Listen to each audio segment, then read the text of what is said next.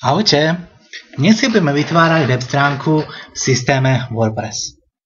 Pokračovanie inštalácie CMS systému WordPress 2.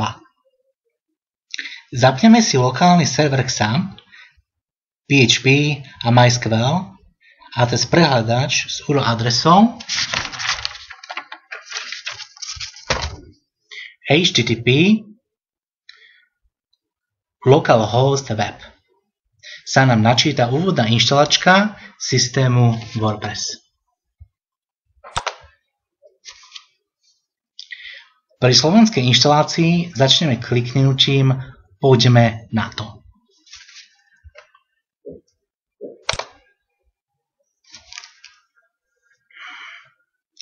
V druhom kroku inštalácie musíme vložiť názov databázy, ktorú si vytvoríme v PHP MyAdmin.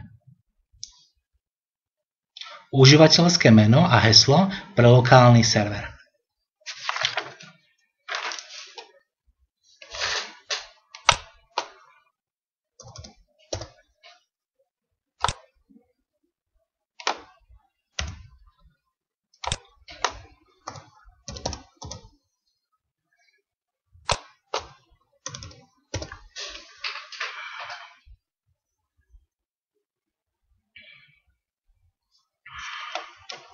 Hostiteľ databázy je na lokálnom serveri localhost, ale pri webhostingoch môže byť iný.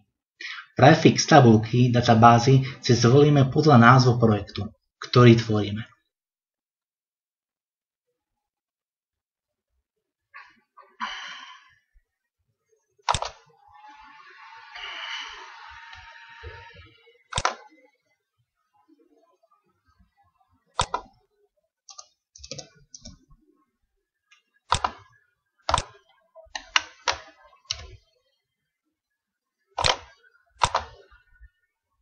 Super.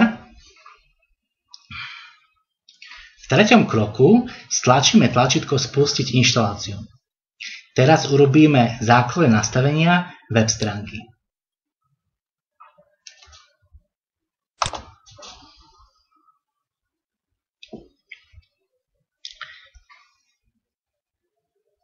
Vyplníme názov web stránky, prístupové údaje pre vstup do adminu, ako používateľské meno a heslo, e-mail, ktorý využijeme pri zmene hesla a môžeme potvrdiť checkbox pre viditeľnosť pre vyhľadávače, ktorá je zase spätá s indexáciou.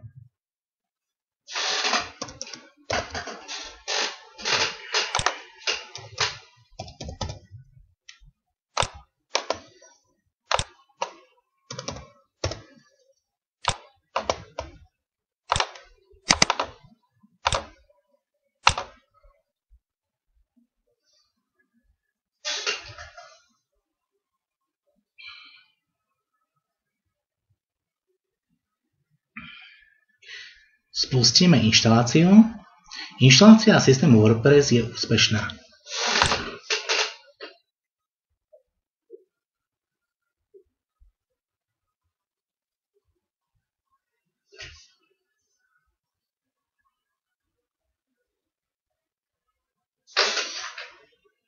Môžeme sa prihlásiť do adminu systému WordPress.